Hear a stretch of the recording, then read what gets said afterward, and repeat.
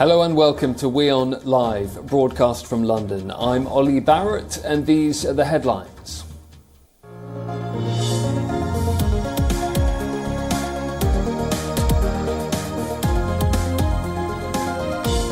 US President Joe Biden and Chinese President Xi Jinping sit down for talks after a handshake amid simmering tensions between their two nations.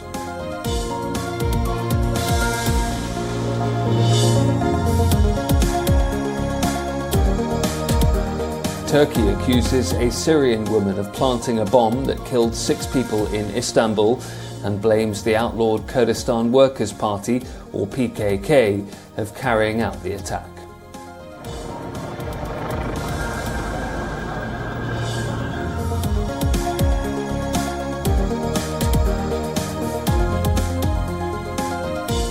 The hunt is on for the suspect in a shooting that left 3 people dead and 2 wounded on a university campus in the US state of Virginia.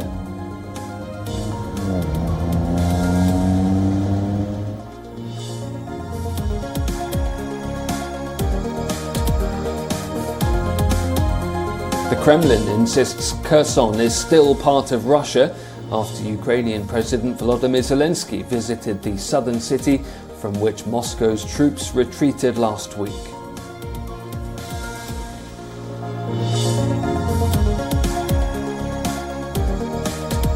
The UN Human Rights Council will hold an urgent session this month on Iran, where a crackdown on mass protests has left hundreds dead.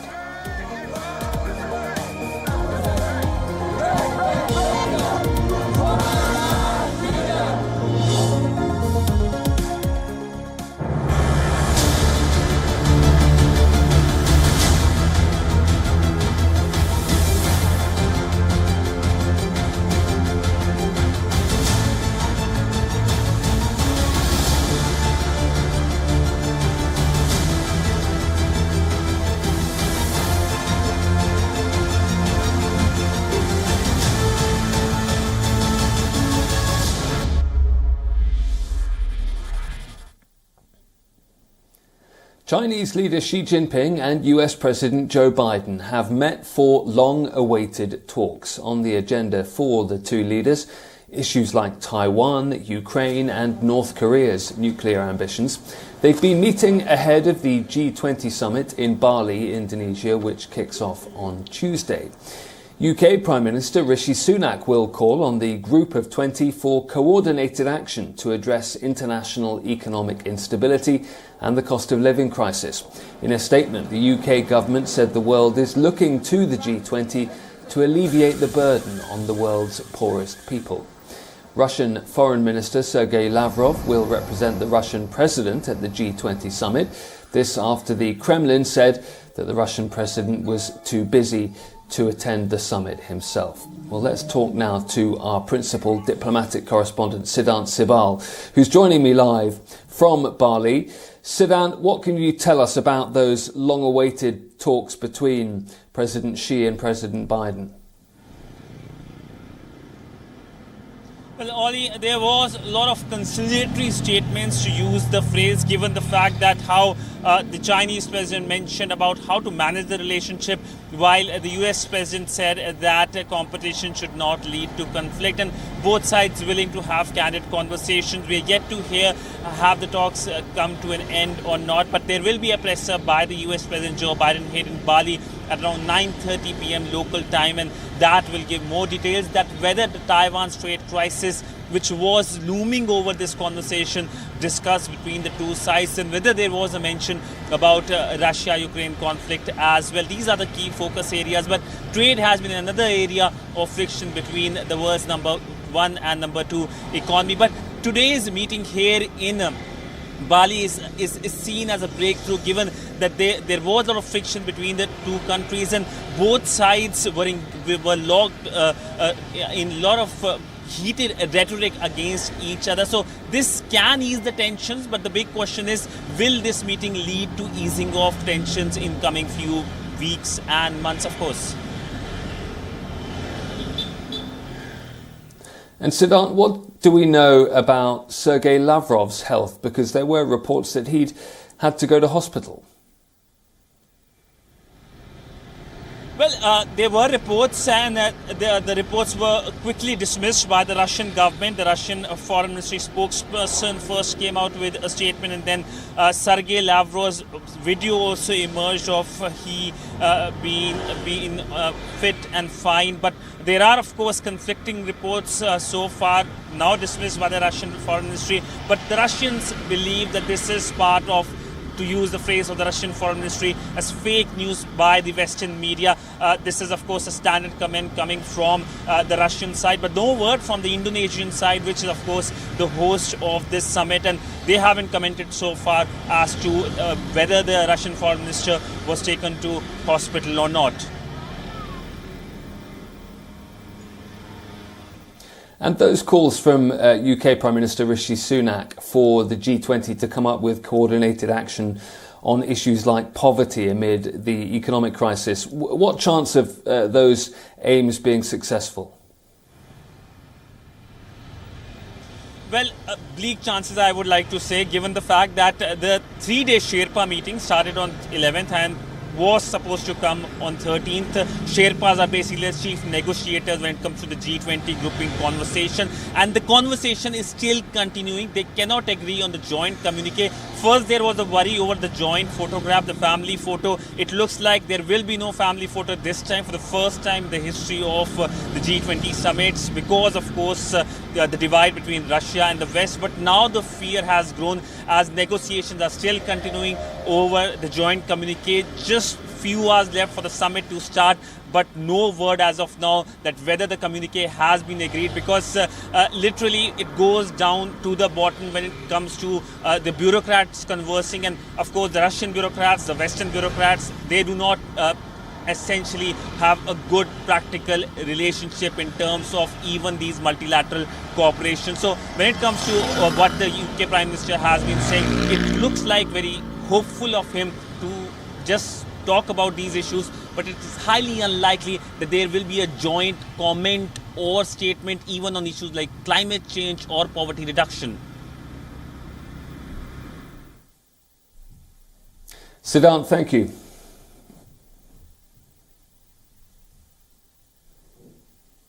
And actually we'll get more from Siddhant Sibal now from Bali on its cultural and religious diversity.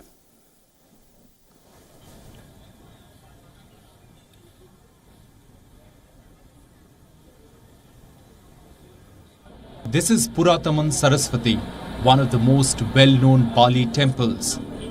The temple, dedicated to Hindu deity of learning Saraswati, is notable for its lotus pond. The temple, built in 1952, has 3 areas: the outer area, the inner sanctum, and the central area. Fine carvings adorn the temple, with the Padmasana shrine located on the northeast of the temple. The uppermost part of the Padmasana is topped with a golden throne decorated with the image of Achintya, the highest deity in the Balinese Hindu pantheon. The Balinese temple is called Pura. These temples have a square design with an open-air worship place. These temples are dedicated to local spirits as well as to deities found in India. For example, Saraswati, Ganesha, Vishnu, Shiva. Each individual has a family deity called Kuladeva. Bali is the only Hindu majority province of Indonesia. Almost 86 to 87% of the local population adhere to Balinese Hinduism. Now, it's interesting to know that the country, Indonesia, hosts the 4th largest population of Hindus after India, Nepal and Bangladesh, and also Hinduism is one of the 6 official religions of the country. There are temples all round Bali. Ganesha statues are a common sight in the province's lanes, bylanes and tourist spots. In fact, at one time, Ganesha's picture was on the Indonesian currency, which has now been phased out as new currency is much sought after. Balinese Hinduism is distinctive as it incorporates local customs and elements of Buddhism. The country, whose name literally means Indian Islands, was under the Majapahit Empire from the 12th to the 15th century, one of the greatest Hindu-Buddhist empires of the region. The Buddhist Srivijaya Empire, Hindu kingdoms of Singasari and Kediri are part of Indonesia's history and a key connect with India. While Bali is the only province of Indonesia which is Hindu majority, remember that Indonesia is an Islamic country and it has the largest population of Muslims. Bali continues to have a cultural aspect for Indonesians. Remember, many Indonesians have Sanskrit names or names after Hindu deities, and the national emblem of Indonesia is Garuda, which is the vehicle of Vishnu. So it is clear that Bali has a huge significance, especially cultural significance for Indonesians and Indonesia. With video journalist Ajit Siddhant Sibul for WION in Bali, Indonesia. The UK and France have signed a $74 million deal in Paris aimed at tackling migrant crossings. The agreement is designed to reduce the record number of migrants making the dangerous journey across the English Channel.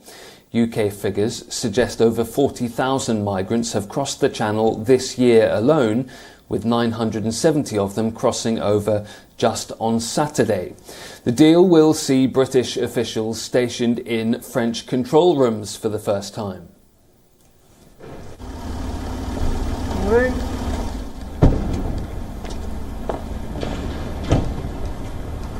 There are several elements to the deal, and I think it represents a positive next step to our collaboration with the French. It's not going to fix it overnight, it's not a silver bullet, but I think for the first time we have some real wins for both the French and the UK. The deal increases the amount of money the UK will pay France. The funding will be used to increase patrols. The number of patrolling officers will be raised from 200 to 300. There will also be an increase in technology used to track boats. UK officials hope to increase the French interception rate to 75% when it comes to attempted migrant crossings, and they believe that would be enough to break the business model of people smugglers. The French interception rate dropped to 42% this year. That's lower than the 50% rate seen last year.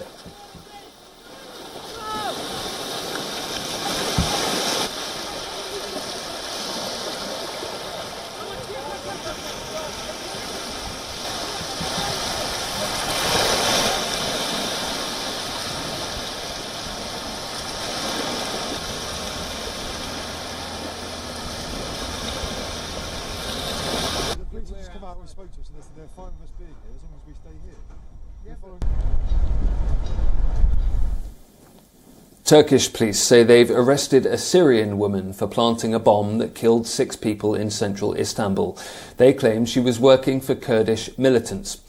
Turkish officials have blamed the Kurdistan Workers' Party for the Istanbul attack.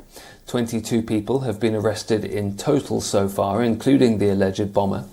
The incident left 6 people dead and 81 others injured in a busy Istanbul shopping street. The Turkish president condemned the incident and called it a vile attack.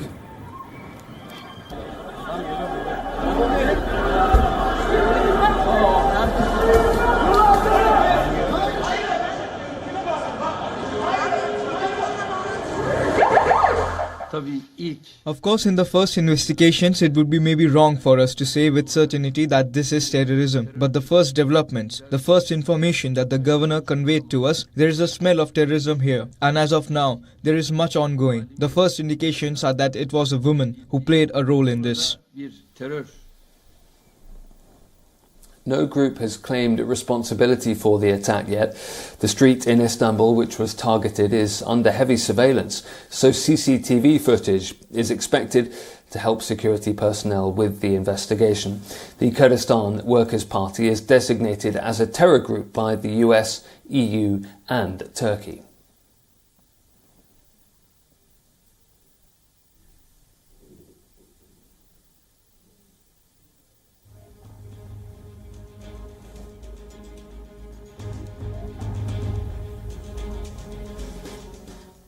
Next to Ukraine, and days after Russian forces left Kherson, many homes are still without crucial supplies. Nonetheless, for many residents, it's a time of celebration. Jubilant crowds greet Ukrainian troops in Kherson, celebrating the Russian retreat with flowers and dancing. I cannot speak. I am so full of emotions, this resident says. God bless us. Russia has abandoned the only regional capital it had captured in the war, in one of its biggest blows yet. But it's not over. Fleeing Russian forces mined critical infrastructure.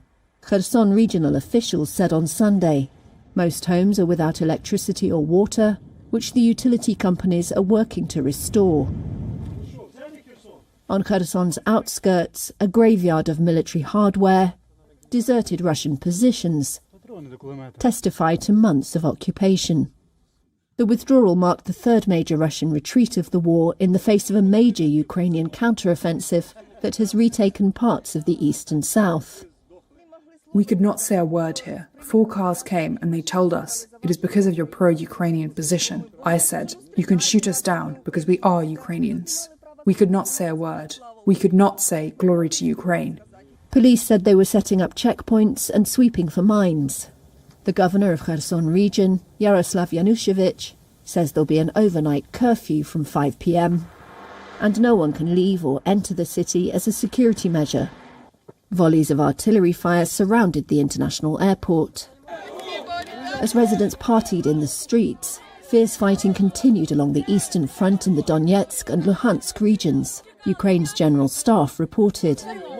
President Volodymyr Zelensky credited Ukraine's success in Kherson and elsewhere, in part to stiff resistance in the Donetsk region, despite repeated Russian attacks.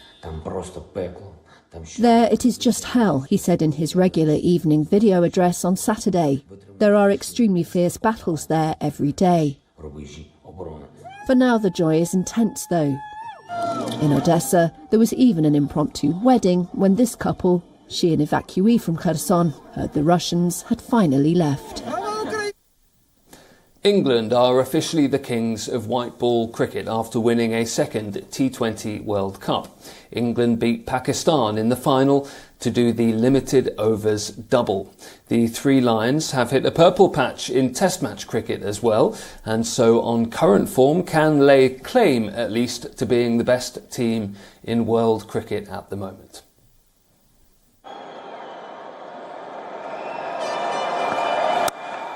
He's hit it leg side. It's Ben Stokes with the winning runs. Who else? England achieving a historic first in cricket at one of the most iconic venues in the sport on Sunday. Redemption from 2016.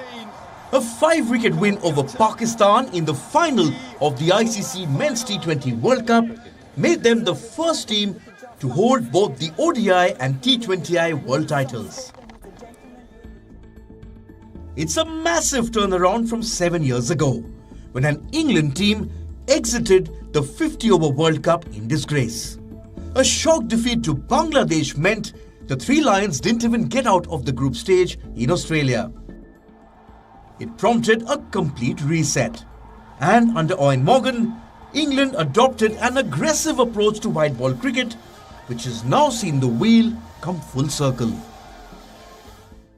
One in 2019 now, when this T20 World Cup as well, it just shows the vision at the start of that people had of where we could get to as an England white ball team, and there's no reason why we shouldn't go on from strength to strength.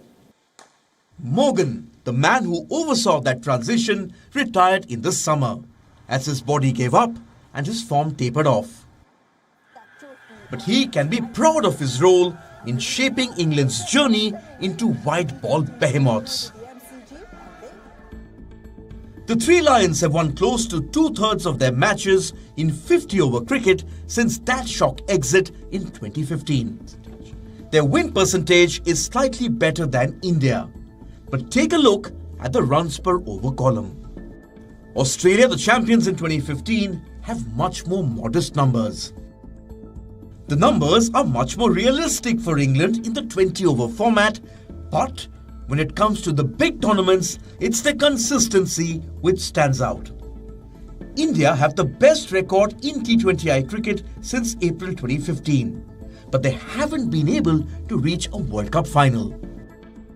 And we know we've always tried to push the boundaries, tried to get ahead of the rest of the world and be braver than anyone else, and we'll take what comes from that. Yeah, we know that we'll slip up along the way, but we certainly trust that method, and it served us well, and we trust it in big games as well. The campaign over the last 1 month hasn't followed the usual England template, and this has been a much more grittier approach. A shock defeat to Ireland and a washout against Australia meant England had to win both their remaining matches to get through to the semis. And even then, it came down to net run rate. Through to a World T20 semi-final. Eventually, they won 4 straight, with their key players stepping up and playing to the situation. Ben Stokes scored just 1 half-century in the tournament, but it came when England needed it the most. It certainly wasn't his most fluent innings, or he probably didn't time the ball as well as he can, but he knew he was never going to go down without a fight and stand up and be there at the end. So we were immensely lucky to have him, and he's one of the great players of English cricket. Stokes is overseeing a similar aggressive approach in Test cricket after taking over a side that hit rock bottom earlier this year. The appointment of New Zealand legend Brendan McCullum as head coach was initially seen as a left field choice. But a run of 6 wins in 7 after the shambles of the Ashes has sent shockwaves through world cricket. The top sides in the international game are in transition mode at the moment. England are soaring. Sports Bureau, WION World is One. And that's all we have time for today. I'm Ollie Barrett. Do stay tuned to WION.